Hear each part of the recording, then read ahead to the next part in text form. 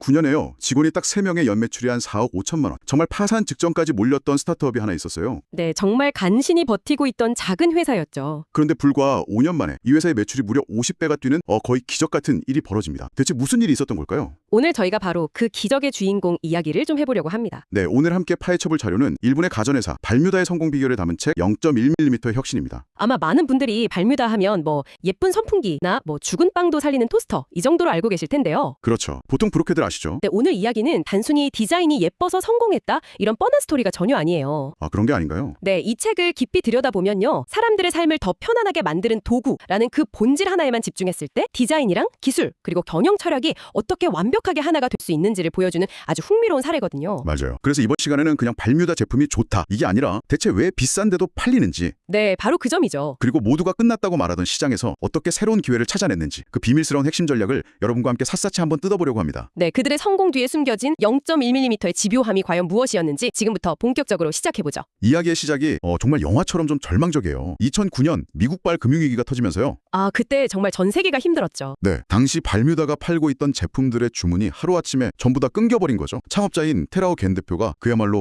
이제 끝이구나 생각했대요.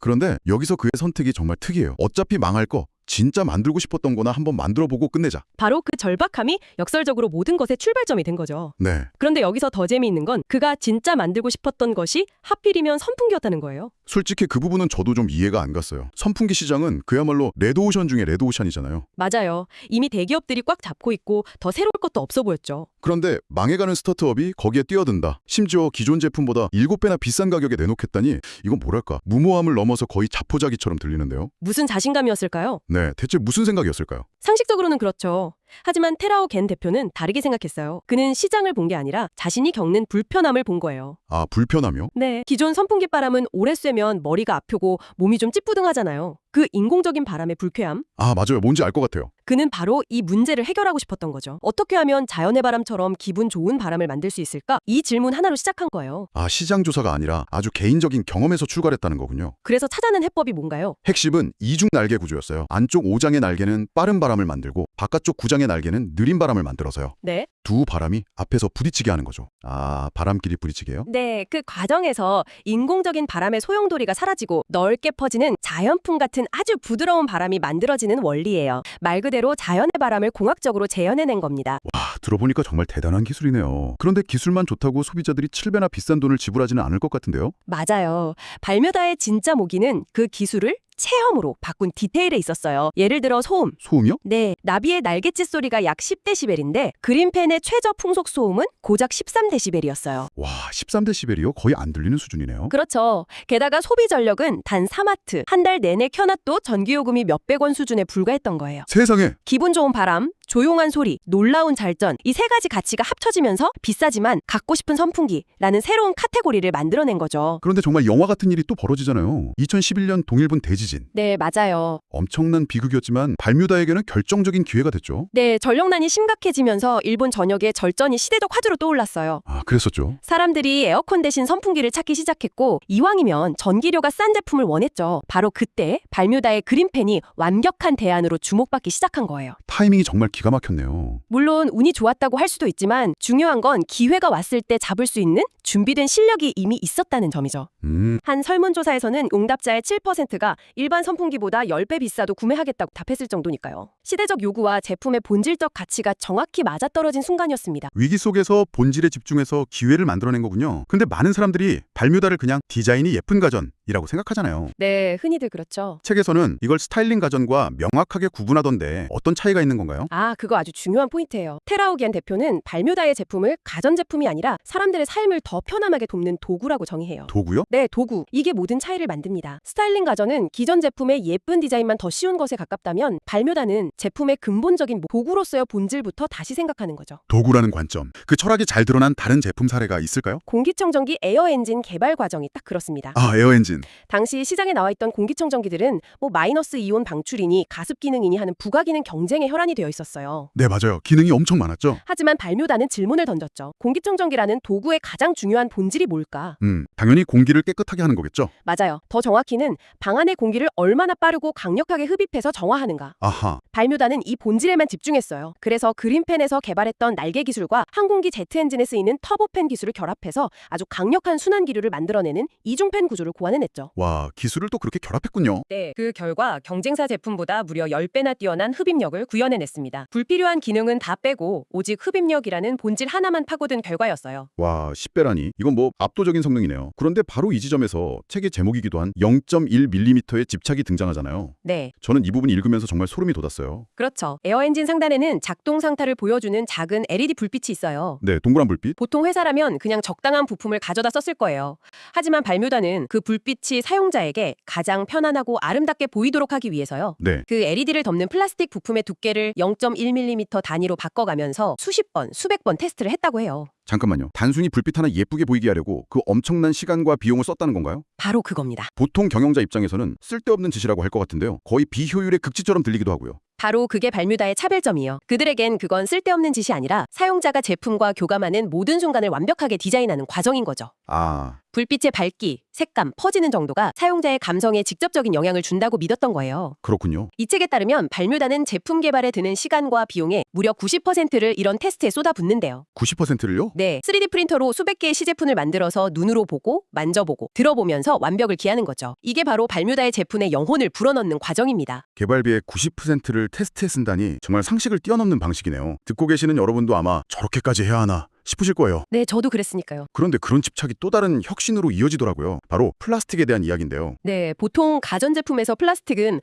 원가 절감을 위한 어쩔 수 없이 쓰는 저렴한 재료라는 인식이 강하잖아요. 그렇죠. 테라오 겐 대표는 이 고정관념을 깨고 싶어 했어요. 이왕 플라스틱을 써야 한다면 절대로 저렴해 보이지 않게 만들자. 이게 그의 목표였죠. 금속이나 나무 같은 고급 재료를 쓴 게 아니라 플라스틱 자체의 가치를 재발견했다는 게 흥미로워요. 어떻게 그게 가능했을까요? 해결책은 의외로 단순한 곳에 있었어요. 바로 두께였습니다. 두께요? 네, 일반 가전제품에 사용되는 플라스틱보다 아주 훨씬 두껍게 만든 거예요. 두껍게 만드는 게 뭐 그리 대단한가 싶기도 한데요. 여기에도 과학적인 원리가 숨어 있어요. 두꺼운 소재는 만졌을 때 손의 체온 변화가 느리게 전달돼요. 아, 사람의 뇌는 이 미세한 차이를 단단함, 견고함, 고급스러움으로 인식하게 됩니다. 또 묵직한 무게감은 심리적인 안정감을 주죠. 그렇군요. 지금 듣고 계시는 분들도 한번 주변의 저렴한 플라스틱 제품과 묵직하고 두꺼운 플라스틱 제품을 만져보시면 그 차이를 바로 느끼실 수 있을 거예요. 만졌을 때 촉감과 무게감 같은 그런 감각적인 경험을 디자인한 거군요. 대표적인 예가 스마트 히터였죠? 맞습니다. 스마트 히터 상단 프레임을 무려 8mm 두께의 플라스틱으로 만들었어요. 8mm요? 네, 제품 발표회 때 기자들이 만져보고는 당연히 나무나 금속일 거라고 생각하고 이거 무슨 소재로 만든 거냐고 물어볼 정도였다고 하니까요. 와, 플라스틱이라는 재료의 한계를 깨라는 단순한 아이디어로 완벽하게 극복한 셈이죠. 이런 고정관념 뒤집기는 경영 방식에서도 그대로 나타나더라고요. 특히 마케팅에 대한 관점이 아주 독특했어요. 네, 테라오겐 대표는 마케팅 예산을 거의 쓰지 않는 걸로 유명해요. 광고를 안 한다고요? 네, 대신 그 비용을 전부 디자인과 품질 향상, 즉 제품 개발에 쏟아붓습니다. 최고의 마케팅은 제품 그 자체다라는 확고한 믿음 때문이죠. 좋은 제품은 사용자가 먼저 알아보고 자발적으로 주변에 추천하게 된다는 거예요. 실제로 발뮤다는 초기에 사용자들이 블로그나 SNS에 올린 후기 덕분에 입소문이 나면서 성장했거든요. 요즘처럼 마케팅 전쟁이 치열한 시대에 광고 없이 제품력만으로 승부한다는 게 정말 대단한 자신감 같아요. 그렇죠. 이 모든 혁신을 이끈 테라오겐 대표라는 인물 정말 궁금해지는데요. 밴드 뮤지션 출신이라는 이력도 굉장히 독특하고요. 그렇죠. 그는 경영자라기보다는 아티스트나 창작자에 가까운 사람이에요. 그런가요?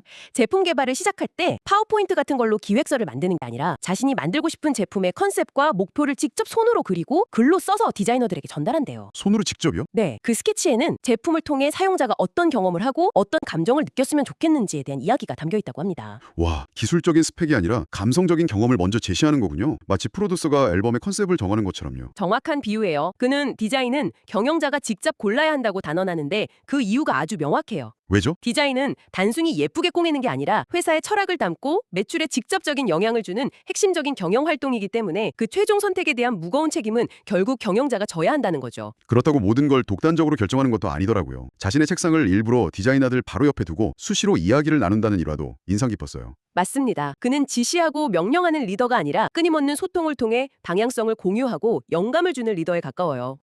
자신의 아이디어를 디자이너들이 더 나은 형태로 발전시킬 수 있도록 계속해서 질문을 질문을 던지고 토론하는 거죠. 리더의 비전과 실무진의 역량이 시너지를 내는 이상적인 구조라고 할 수 있습니다. 그런데 제가 이 책을 읽으면서 가장 감명받았던 부분은 이 모든 성공에 안주하지 않는 그의 태도였어요. 어떤 부분이었나요? 보통 히트작이 나오면 그걸 계속 우려먹으려고 하잖아요. 그런데 발뮤다는 정반대였어요. 네, 그린펜이 엄청난 성공을 거두고 회사를 파산 위기에서 구해냈는데도 얼마 지나지 않아 그걸 완전히 새롭게 뜯어고친 그린펜 S를 출시하죠. 맞아요. 여기서 놀라운 건 발뮤다의 상징과도 같았던 제품 중앙에 초록색 원형 인디케이터를 없애버렸다는 거예요. 맞아요. 그게 발뮤다의 시그니처 디자인이었는데 왜 그걸 없앤 거죠? 외부의 한 디자이너가 이런 조언을 했대요. 자연스러운 바람을 추구하는 제품에 저렇게 인공적인 느낌의 초록색 불빛이 꼭 있어야 하느냐? 그 말을 듣고 테라오겐 대표는 고민 끝에 그게 맞다고 판단한 거죠. 브랜드의 정체성처럼 여겨지던 디자인 요소마저도 사용자에게 더 나은 경험을 제공한다는 핵심 철학 앞에서는 과감히 버릴 수 있었던 겁니다. 와, 자신의 성공 방정식을 스스로 부정하는 셈인데 정말 쉽지 않은 결정이었겠네요. 바로 그 지점이 발뮤다를 계속 성장하게 하는 원동력이에요. 자신의 고집과 성공 경험을 끊임없이 의심하고 더 나은 본질을 향해 질문을 멈추지 않는 과정. 이것이야말로 혁신이 멈추지 않는 조직의 가장 중요한 특징이라고 할 수 있습니다. 오늘 이야기를 쭉 나눠보니 발뮤다의 성공 공식이 머릿속에 그려지는 것 같아요.